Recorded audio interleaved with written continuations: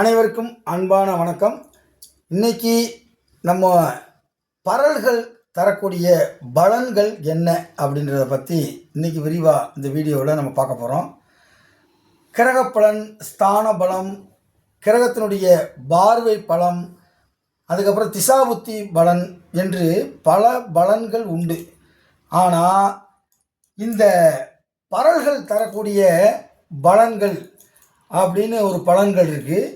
இதை நிறைய பேர் இதை கவனம் செலுத்துறது இல்லை. பரல்களை கட்டாயம் நாம் பார்க்க வேண்டும். அப்படி ஒவ்வொரு கிரகத்திற்கும் அந்த பரல்கள் தனித்தனியாக பரல்கள் உண்டு. சூரியன், சந்திரன், செவ்வாய், சுக்கிரன், குரு என எல்லா கிரகங்களுக்கும் பலன்கள் உண்டு. கடைசியாக அதை பூரா தொகுத்து சர்வ அஷ்டாங்க வர்க்கம் அப்படின்னு ஒரு பலன் இருக்குது. பாருங்கள், ஒரு உதாரண ஜாதகத்துடன் உங்களுக்கு இந்த வீடியோவை சொல்கிறேன். 16/1/1992 பிற்பகல் மதியானம் 3 மணிக்கு பிறந்த ஒரு பெண் ஜாதகம் தான் இது. மும்பையில் பிறந்த பெண் ஜாதகம். ஓகேவா? இப்போ இதுதான் ராசி கட்டம். ராசி கட்டத்தில் நம்ம என்னென்ன இருக்குது அப்படின்றத போட்டிருக்கோம். லக்கணத்தில் சந்திரன், 2இல் கேது, 4இல் வக்கரம் பெற்ற குரு, 5, 6, 7இல் சுக்கிரன் என்று கிரக அமைப்புகள் இருக்கிறது.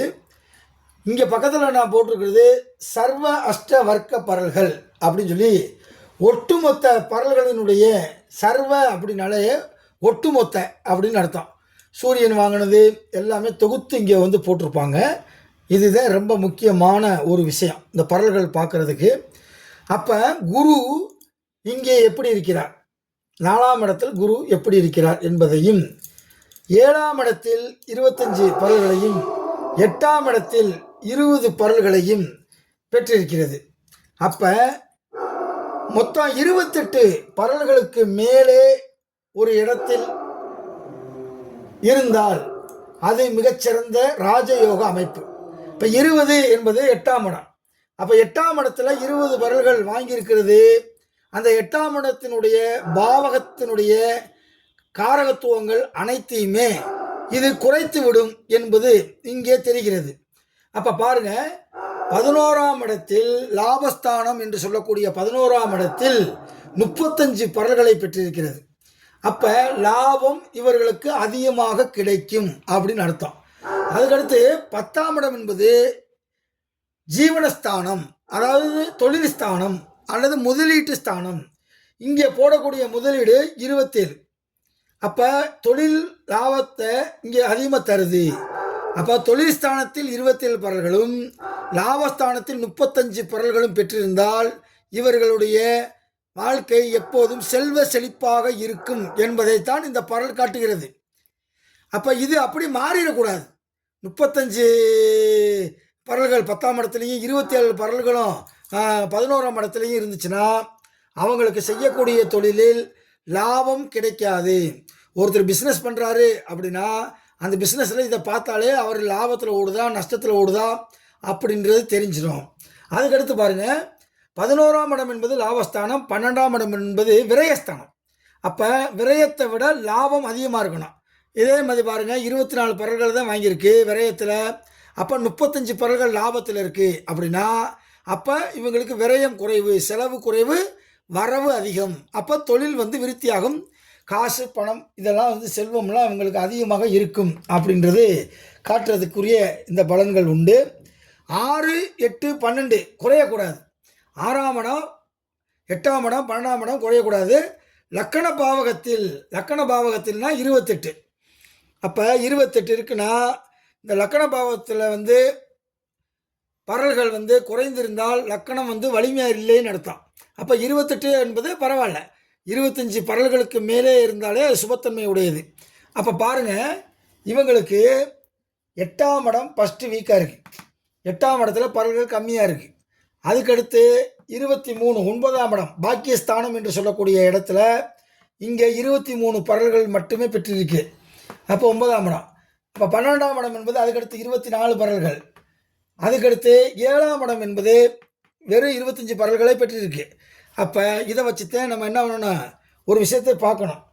2இல் பரல்கள் குறைந்தால் தனவிருத்தி இல்லை. 2ஆம் இடத்துல பரல்கள் குறைஞ்சிருச்சு அப்படின்னா தனவிருத்தி இருக்காது. தனம்னா காசு, காசு பணம்லாம் இருக்காதுன்னு அர்த்தம். ஆனால் இவங்களுக்கு 2ஆம் இடத்துல 27 பரல்களை பெற்றிருக்கு. அப்போ இவங்களுக்கு பரவாயில்ல, மீடியம். இப்போ இதே இடத்துல பரல்கள் வந்து 18 பரல்கள் வாங்கியிருக்கு, 9 பரல் வாங்கியிருக்கு அப்படின்னா அது வந்து சிக்கலை கொடுக்கக்கூடிய ஒரு அமைப்பு. அப்போ 20க்கு கீழே போயிடுச்சு, லெஸ் தென் 20, 20க்கு கீழே போயிடுச்சு அப்படின்னா அது வந்து அந்த இடத்துல சுபத்தன்மை இல்லாமல் இருக்கிறது. அப்போ லெஸ் தென், ஓகேவா? அப்போ 30 பரல்களுக்கு மேலே இருக்கக்கூடிய இடங்கள் எல்லாம் மிகச்சிறப்பாக இருக்கிறது. அப்போ 4ஆம் இடத்தில் 30 பரல்கள் இருக்கிறது என்றால் தாயினுடைய ஆரோக்கியம் நன்றாக இருக்கும், சொந்த வீடு கட்டுவார், வாகன யோகம் அமையும். அப்போ 4ஆம் இடத்தினுடைய காரகத்தன்மை பூராமே அந்த 4ஆம் இடத்து பாவகத்தினுடைய விஷயத்தை பூராமே அது தெளிவாக செய்யும் அப்படின்னு அர்த்தம், ஓகேவா? ஆமாம். அதே மாதிரி 7ஐ விட 11ஆம் இடத்தில் பரல்கள் கூடியிருந்தால் 2 தார யோகம் அமையும். 7ஐ விட 11 கூட இருந்தால், அப்போ 7ஐ விடனா 7ஐ விட 11 கூட இருக்குது, அப்போ இருதார யோகத்தை கொடுக்கக்கூடிய அமைப்பு இருக்குது அப்படின்னு அர்த்தம். இது ஒரு பாயிண்ட் எடுத்துக்கிறோன்னா எடுத்துகிட்டு இங்கே செக் பண்ணணும். 7ஆம் இடத்தின் அதிபதி யார்? செவ்வாய். அவர் எங்கே போயிட்டார்? 8ஆம் இடத்துக்கு போயிட்டார், ராகுவை கூடிட்டார். 7ஆம் இடத்தின் அதிபதி ராகு கேதுவை கூடினால் பண்பற்ற நாயகன் வந்து சேருவான் என்பது ஜாதக விதி. அந்த அடிப்படையில் 7ஆம் இடத்தினுடைய அதிபதி 8ஆம் இடத்தில் மறைந்தது ஒரு குற்றம். இங்கே பரல்கள் 7ஆம் இடத்தை விட 11ஆம் இடம், அதாவது 7ஆம் இடம் என்பது மனைவி, இது 2வது மனைவி. அப்போ இந்த இடத்துல வந்து பரல்கள் கூடுச்சுன்னா இது ஒரு சிக்கலை உண்டாக்கும். அப்போ இதை விட இது கூட இருக்கணும், அப்படின்னா ஒரு தாரம் அப்படின்னு அமைப்பு. பாருங்கள், பெண்கள் ஜாதகம் சொல்லிட்டேன். பெண்களுக்கு 9ஆம் இடம் என்பது தான் கலஸ்தரஸ்தானம். அப்போ கலஸ்தரஸ்தானத்தின் அதிபதி சனி இங்கே அஸ்தமனமாகிவிட்டார். அப்போ அவங்களுக்கு 7ஆம் இடம் பாதிச்சிருச்சு. அப்போ 8 என்பது தாலி பாக்கியம். 8லே செவ்வாய் இருந்தால் செவ்வாய் தோஷம். அப்போ 8ஆம் இடத்தில் செவ்வாய் இருந்து ராகுவோட கூடி ராகுவினுடைய பிடியில் இருக்கிறது. அப்போ இந்த 8ஆம் இடத்தில் இருக்கக்கூடிய செவ்வாய் இங்கு செயலிழந்து போகிறது. செவ்வாய் எந்த இடத்துக்கு உரியவர்? 7க்கும் 12க்கும் உரியவர் செவ்வாய். அப்போ 8ஆம் இடத்துல ராகுவின் பிடியில் செவ்வாய் அமர்ந்து 8ஆம் இடத்தில் மறைந்து விட்டது. அப்போ 7ஆம் இடம் டோட்டல் அவுட்டு. 9ஆம் இடம் அதிபதி சனி சூரியனை கூடி அஸ்தமனம் பெற்று விட்டார். அஸ்தமனம் பெற்ற கிரகம் பயனற்றது, அங்கே சுபத்தன்மை இழந்துவிடும்.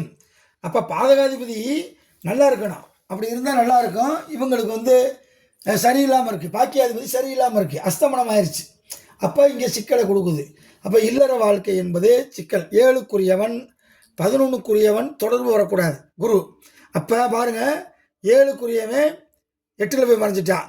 குரு 5, 7, 9 பார்க்கும். 1, 2, 3, 4, 5.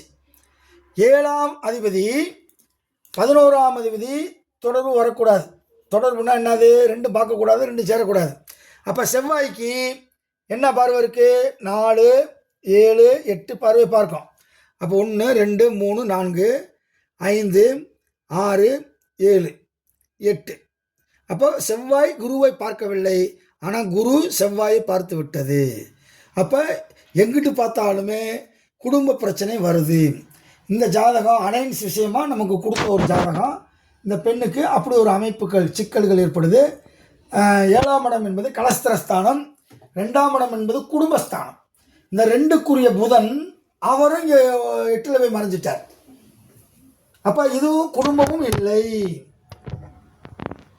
கலஸ்திரமும் இல்லை அப்படின்றத இது காட்டுகிறது. அப்போ இந்த இடத்தினுடைய அதிபதி 8க்குரிய குரு 4ஆம் இடத்தில் அமர்ந்து அவரும் வக்கிரமாக இருக்கிறார். வக்கிரம் பெற்ற கிரகத்தினுடைய பார்வை மிக கொடூரமானது என்பதை தெரிந்து கொள்ள வேண்டும். அப்போ இந்த வீடியோவில் நம்ம கொஞ்சோண்டு இந்த அஷ்டவர்க்க பரல்களை பற்றி கொஞ்சோண்டு நடத்தியிருக்கோம். இது உங்களுக்கு ஓரளவுக்கு புரிஞ்சிருக்குன்னு நினைக்கிறேன். அடுத்த வீடியோ தொடர்ந்து நம்ம போடுவோம். நீங்கள் வீடியோ பிடிச்சிருந்தா லைக் பண்ணுங்கள், சப்ஸ்கிரைப் பண்ணுங்கள், ஹைப்னு ஒரு பட்டன் இருக்கும், அந்த பட்டனை அமைக்கி ஆதரவு கொடுங்க என்று சொல்லி மீண்டும் அடுத்த வீடியோவில் உங்களை சந்திக்கிறேன். அதுவரை நன்றி கூறி விடைபெறுகிறேன். நன்றி, வணக்கம்.